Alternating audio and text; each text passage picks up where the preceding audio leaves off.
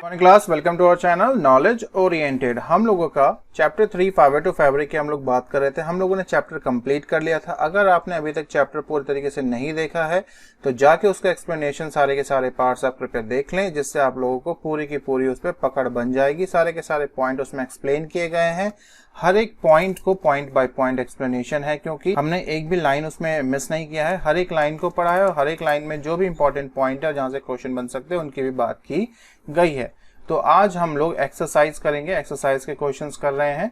तो ठीक है, फिर हम लोग स्टार्ट करते हैं पहले क्वेश्चन से। You must be familiar with the following nursery rhymes. Baa baa black sheep, have you any wool. इसमें पूछता है बाबा बाबा ब्लैक शिप, क्या आपके पास कोई वुल है? तो वुल आ गया और शिप आ गई, बात हो रही है। यानी कि हम चैप्टर से रिलेट करके पढ़ेंगे ना, कहानियां थोड़ा ना बनानी है अभी। Mary had a little lamb whose fleece was white as snow. यानी कि मैरी के पास एक लैम्ब है जिसका जो फर है, जिसका फर नहीं आप यहाँ पे कहिए हेयर, फ्लीस का मतलब होता है हेयर। हेयर क्या है? व्हाइट एज स्नो, उजला कलर का है स्नो की तरह। Answer the following. पहला पार्ट क्वेश्चन फर्स्ट का पहला बोल रहा है, क्या देखते हैं। Which part of the black sheep has wool. कौन सा पार्ट है काले शीप का, ब्लैक शीप का जो ऊपर पहले पॉइंट में है, उसके पास वुल होता है। तो ऑब्वियस है वो कौन सा पार्ट है, वो है आपका फ्लीस, जिसको हम लोग क्या बोलते हैं, हेयर। ठीक है, ये आपका आंसर हो गया। नेक्स्ट बी देखते हैं। बी पार्ट क्या है? What is made by the white fleece of the lamb. अब देखिए व्हाइट फ्लीस का मतलब क्या है लैम्ब में? व्हाइट फ्लीस का मतलब है व्हाइट, फ्लीस का मतलब तो हेयर, तो व्हाइट हेयर। फ्लीस का मतलब आपको बताया था ना हेयर होता है, ऊपर वही तो लिखा गया है। तो ये हो गया हमारा पूरा। नेक्स्ट पे आते हैं क्वेश्चन नंबर 2 पे। क्वेश्चन नंबर 2 में हमसे क्या पूछ रहा है? The silk worm is a caterpillar a larva, choose the correct option. पूछता है कि वो जो सिल्क वॉर्म है आपका, क्या वो एक कैटरपिलर है या वो लार्वा है?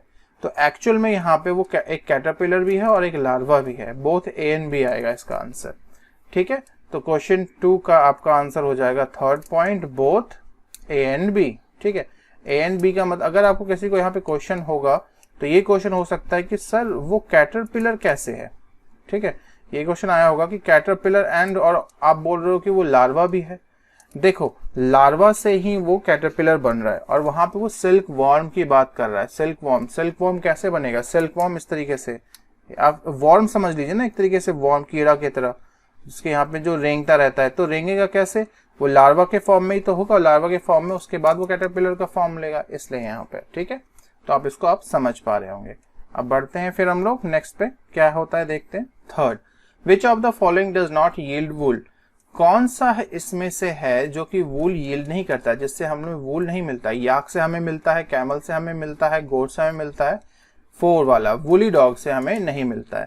थर्ड का आंसर हो जाएगा फोर्थ, वुली डॉग। इससे हम लोगों को क्या नहीं मिलता है? वूल, ऊन हमें इससे नहीं मिलता है। फोर्थ देखते हैं। What is mean by the following term.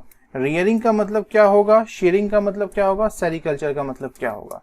मैं आपको छोटा छोटा सबका पॉइंट बता देता हूं, आप लोग डेफिनेशन लिख सकते हैं क्योंकि इस बुक में बहुत ही अच्छी तरीके से ये लिखा गया है। ठीक है, तो सबसे पहले रियरिंग का मतलब जानते हैं। रियरिंग का मतलब होता है पालना पोसना। ठीक है, पालना या पोसना। ठीक है, पालना पोसना। पालना पोसना क्या? जैसे आप शीप को पालते पोसते हैं, किसके लिए? उस समय क्या मिलता है? वुल। उसी तरीके से हम लोग कल्चर करते हैं, पालते पोसते हैं किसको? सिल्क वॉर्म को या सिल्क मॉथ को बोलें तो। ठीक है, उस समय क्या मिलता है? उस समय सिल्क मिलता है। तो रियरिंग क्या है? रियरिंग एक प्रैक्टिस है जिसके अंदर हम लोग कल्चर करते हैं या पालते पोसते हैं किसको? एनिमल्स को, फॉर अपनी बेनिफिट्स के लिए। ठीक है, अब शेयरिंग देखते हैं। शेयरिंग क्या होता है, इसको क्लीन करते हैं और लिखते हैं। सेकेंड पॉइंट में फिर हम लोग बात करेंगे। इसका सेकेंड वाला आ गया शेयरिंग। ठीक है, शेयरिंग देखते हैं क्या है। शेयरिंग का मतलब क्या था? शेयरिंग का मतलब था removal of hair, removal of hair, या फिर हेयर बोले तो, या फिर और क्या बोल सकते हैं शीप के भाषा में। शीप को अगर सेंस लें हम तो हेयर या फिर फ्लीस, किससे? From the skin of the कौन? शीप। ठीक है, तो रिमूवल ऑफ हेयर या fleece from the skin of the sheep. ठीक है, शेयरिंग ये होता है रिमूवल। उसके बाद अगर हम थर्ड की बात करें, सेरिकल्चर। और देखिए यहाँ पे जो सेरिकल्चर की बात कर रहा है, ये आपको थोड़ा थोड़ा याद आ रहा होगा कि ये सेरिकल्चर किससे रिलेट कर रहा है? ये रिलेट कर रहा है आपका सिल्क मॉथ से या सिल्क वॉर्म बोले तो। ठीक है, तो अभी बताता हूँ सेरिकल्चर क्या होता है, इसको क्या कह सकते हैं फिर हम लोग। सेरिकल्चर का मतलब हो जाएगा आपका यहाँ पर प्रोडक्शन एंड रियरिंग। ठीक है, प्रोडक्शन एंड रियरिंग ऑफ किसका, production and rearing of silk worm. ठीक है, ये आप याद रखिएगा। मैंने आपको ऊपर का हर चीज बता दिया, जो मेन पॉइंट आपको उस डेफिनेशन में लिखना है, जिससे आप लोगों को क्या मिलेगा, पूरे के पूरे मार्क्स मिले। ठीक है, अब नेक्स्ट देखते हैं इसके बाद क्या कौन सा क्वेश्चन है।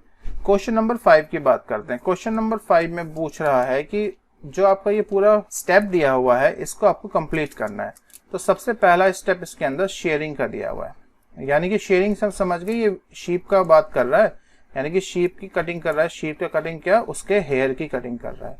ठीक है, हेयर यानी कि फ्लीस। हमेशा मैं ये इसलिए लिखता हूँ क्योंकि आप एकदम इसको याद कर लें, क्योंकि यही लिखना ही है आपको इस पूरे चैप्टर में आंसर में।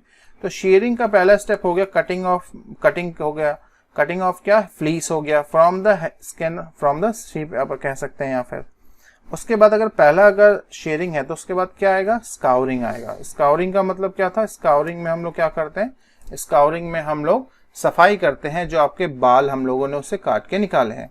फिर थर्ड पॉइंट ये हो गया। थर्ड यहाँ पे शॉर्टिंग बोल रहा है, यानी कि शॉर्टिंग में क्या करते हैं हम लोग, शॉर्ट करते हैं, डिफरेंट टाइप्स के जो फर्स होते हैं उसको शॉर्ट करते हैं। सॉफ्ट होते हैं, जो कोर्स होते हैं उनको, हार्ड, थिक, इस तरीके से।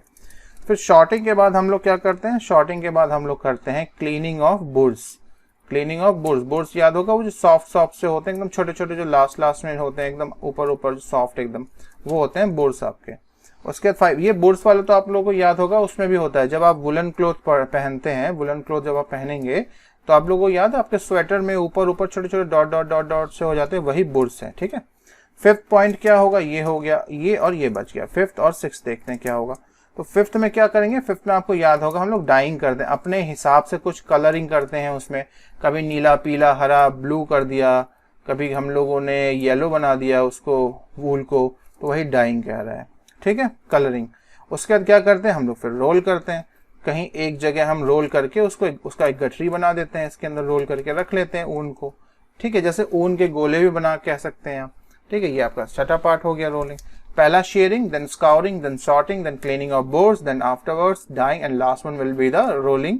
ठीक है, अब देखते हैं सिक्स क्या बोलता है, make sketch of 2 stages in life history of silk moth which is directly related to production silk. ये जो आपका है, ये आपका डायग्राम आ जाएगा जो आपके बुक में आपके प्रेजेंट है। ठीक है, सिल्क एक ही है प्रेजेंट आपका, एक तो मलबरी ट्री वाला बनाया हुआ है जिसमें ट्री बना है, उसको नहीं, दूसरा वाला जो आपका होगा वो आपका इसका आंसर है। ठीक है, इसके बाद 7th पे आते हैं। 7th पे वो क्या कहना चाह रहा है, इसको क्लीन करते हैं, आगे बढ़ते हैं।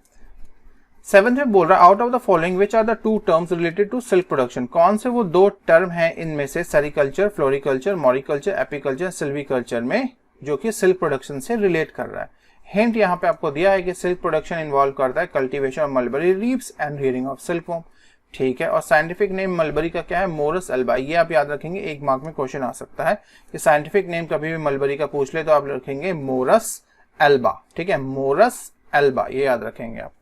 चलिए बात करते हैं यहाँ पे, तो इनमें से कौन सा टर्म है जो सिल्क प्रोडक्शन से रिलेट कर रहा है। तो ऑब्वियस है, देख के लग रहा है कि सेरिकल्चर होगा, और एक और होता है, मे भी आपको ये नहीं पता हो या भी पता हो तब भी बताता हूँ, होता है वो मोरिकल्चर। मोरिकल्चर और सेरिकल्चर ही क्यों हुआ, फ्लोरिकल्चर, एपीकल्चर, सिल्वीकल्चर क्यों नहीं हुआ, वो इसलिए नहीं हुआ। क्वेश्चन नंबर 7 की बात कर रहे हैं, आपको हर चीज जानना जरूरी है, ये नहीं कि सिर्फ हम आंसर करके यहाँ पे चलते बने। ठीक है, सब कुछ जानना जरूरी है हमें यहाँ पे। अगर हम यहाँ पे सेरिकल्चर की बात करते हैं तो सेरिकल्चर में क्या होगा, सेरिकल्चर के बारे में समझते हैं। सबसे पहले सेरिकल्चर का मतलब होता है प्रोडक्शन, अभी हमने पीछे लिखा था, प्रोडक्शन एंड रियरिंग ऑफ किसका, silkworm. Production and rearing of silkworm, ये पहला पॉइंट क्लियर होगा। ए। बी देखते हैं, बी आपका आता है फ्लोरिकल्चर। फ्लोरिकल्चर क्या आ गया, फ्लोरिकल्चर का मतलब होता है कल्टीवेशन ऑफ फ्लावर्स। ठीक है, यानी कि फ्लावर का हम लोग इसके अंदर कल्टीवेशन करते हैं। इसमें कोई दिक्कत नहीं होनी चाहिए मेरे हिसाब से, होगा दिक्कत तो कमेंट सेक्शन में आप मुझे कर सकते हैं कमेंट, और मैं उसका जवाब जरूर दूंगा। ठीक है, मोरिकल्चर के बारे में बात करते हैं, जो कि इसका आंसर है, सी आंसर है और ए आंसर है। तो मोरिकल्चर क्या होता है, मोरिकल्चर होता है आपका mulberry, cultivation of mulberry crop. ठीक है, किसका कल्टीवेशन, मलबरी क्रॉप का। ठीक है, तो मलबरी तो आएगा ही क्योंकि अभी मलबरी बोल ही रहा है, और सिल्कवॉर्म भी रियल होता है, तो सेरिकल्चर मोरिकल्चर होगा ही, फ्लोरिकल्चर नहीं होगा, एपीकल्चर नहीं होगा, सिल्वीकल्चर नहीं होगा। अब आते हैं नेक्स्ट पे, डी में जो है एपीकल्चर। एपीकल्चर क्या होता है, इसको देख, एपीकल्चर का मतलब होता है रियरिंग ऑफ, किसका पालन पोषण कर रहे हैं, हनी बी का। और हनी बी का हम पालन पोषण क्यों करते हैं, क्योंकि हमें उससे हनी मिलता है, शहद मिलता है। ठीक है, ई देखते हैं सिल्वीकल्चर। सिल्वीकल्चर के बारे में क्या होता है, सिल्वीकल्चर किसे कहते हैं? इसके अंदर किसका कल्चरिंग करते हैं हम लोग? रियरिंग करते हैं। तो सिल्वीकल्चर में होता है growing and cultivation of trees. कभी भी किसी भी ट्रीज का, पेड़ों का जो हम कल्टीवेशन और उन्हें ग्रो करते हैं, उस प्रोडक्शन को या उस कल्चरिंग प्रोसेस को हम लोग सिल्वीकल्चर कहते हैं। ठीक है, ये आपको क्लियर रहेगा। ये चीजें आप याद कर लीजिएगा क्योंकि ये जरूरी है। ऐसा नहीं है कि सिर्फ आंसर जो पूछा है सिर्फ वही हम लोग याद करके रखें। ठीक है, सेरिकल्चर, फ्लोरिकल्चर। सेरिकल्चर आपका सिल्कवॉर्म से रिलेट, फ्लोरिकल्चर आपका फ्लावर से रिलेट, मोरिकल्चर आपका मलबरी क्रॉप से रिलेट, एपीकल्चर आपका हनीबी से रिलेट, सिल्वीकल्चर आपका ट्री से रिलेट। ठीक है, इसमें आपको दिक्कत नहीं होगी, स्क्रीनशॉट ले लीजिएगा। और बढ़ते हैं अब हम लोग आगे। इसके बाद आता है 8th क्वेश्चन। 8th क्वेश्चन में आपको बोल रहा है वो मैच द फॉलोइंग। अगर 8th क्वेश्चन में अगर मैच द फॉलोइंग की बात करते हैं, मैचिंग जिसको कहते हैं, तो पहला कॉलम क्या है? स्काउरिंग का। तो स्काउरिंग से क्या आ सकता है? स्काउरिंग यहीं पे फटाफट लिखते चलेंगे। स्काउरिंग क्या होता है? स्काउरिंग आपको याद होगा कि हम सफाई होती है इसमें, तो सफाई होती है तो ई कर सकते हैं। इसका आंसर हो जाएगा ई, यानी कि क्लीनिंग ऑफ क्या? Cleaning shared skin. शेयर्ड क्या होता है? जो कि काटा गया है। ठीक है, जैसे बाल काटते हैं सेम उसे शीप पे काटे जाते हैं ना बाल। ठीक है, नंबर 2 देखते हैं क्या है यहाँ पे, मलबरी लीव्स। तो मलबरी लीव्स क्या है? ये हो गया हमारा, ये हो गया मलबरी लीव्स के बारे में किया बात।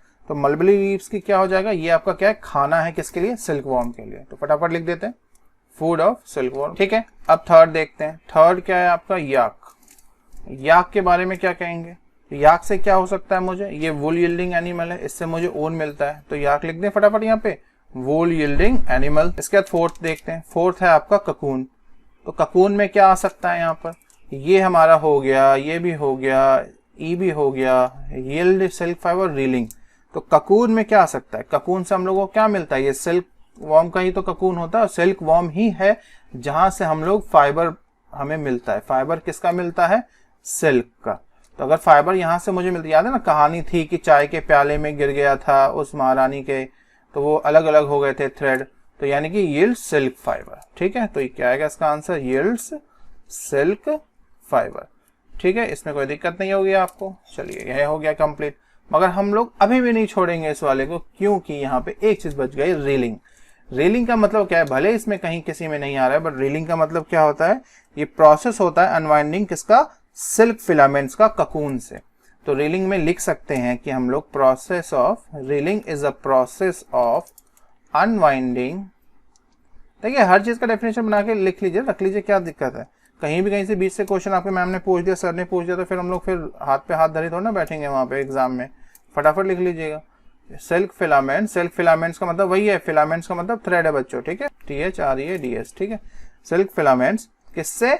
From the cocoon. यहाँ पे क्वेश्चन किसी को अराइज हो सकता है कि डी सर आपने ककून के साथ रिलेट क्यों नहीं किया, आपने ए को क्यों रिलेट कर दिया? देखिए, रीलिंग एक प्रोसेस है जिसमें जब सिल्क फिलामेंट्स हमें मिल जाते हैं ना ककून से, तब हम उसको अनवाइंड करते हैं, वहां पे अनवाइंडिंग होती है उसकी। ठीक है, मगर ककून से हमें फर्स्ट ऑफ ऑल क्या मिलेगा? फाइबर मिलेगा ना, उसके बाद ही तो उसकी रीलिंग करेंगे, उसकी रीलिंग करके अनवाइंडिंग करेंगे ना सिल्क फिलामेंट्स की। समझ रहे हैं आप लोग? गर्म पानी में डालेंगे, स्टीम में डालेंगे, इस तरीके की बातें। पहले हमें मिलेगा तभी तो हम करेंगे उसको, कुछ है ही नहीं हाथ में तो करेंगे किसका क्या। ठीक है, तो इसीलिए ए होगा इसका आंसर, डी नहीं होगा। ठीक है, ककून का। ठीक है, यहाँ पे ये क्वेश्चन अराइज हो सकता है, ये मैंने बता दिया। अगर और कोई क्वेश्चन है आपका तो आप जरूर मुझे कमेंट सेक्शन में लिख दीजिएगा, एकदम बेहिचक लिखिए, क्वेश्चन पूछिए, बहुत मजा आता है। बढ़ते हैं अब नेक्स्ट क्वेश्चन पर हम लोग। ठीक है, तो अब हम लोग आते हैं क्वेश्चन नंबर 9 पे। तो क्वेश्चन नंबर 9 में हम लोग बात करेंगे पहले डाउन की। ठीक है, यहाँ कॉलम बना लेते हैं डाउन का, 1st, 2nd, 3rd, और उसके बाद हम लोग कर लेंगे अक्रॉस का। ठीक है, इसका भी सेम वही हो जाएगा, 1st, 2nd, 3rd। अक्रॉस का मतलब होता है लेफ्ट से राइट, और डाउन का मतलब होता है ऊपर से नीचे। तो पहला देखते हैं थॉरो वॉशिंग। थॉरो वॉशिंग का मतलब होता है स्काउरिंग, मगर यहाँ पे आएगा स्काउरिंग, क्योंकि देखिए यहाँ पे हमारे पास SCOUR सिर्फ हमारे पास 4 ही जगह है। स्काउरिंग आपका हो जाता है, ये जो स्काउरिंग था ये आपका वो हो गया, क्रिया हो रही है यहाँ पे, ING है ना, और मगर यहाँ पे स्काउर उस चीज को बता रहा है, यहाँ होता क्या है, स्काउर हो रहा है यहाँ पे। ठीक है, थॉरो वॉशिंग को हम लोग स्काउरिंग बोलते हैं, पर यहाँ पे शॉर्ट में लिखना है उसको स्काउर। ठीक है, उसका नेक्स्ट बात करते हैं हम लोग यहाँ पे 2nd, एनिमल फाइबर क्या है? एनिमल फाइबर 2 का डी ये रहा।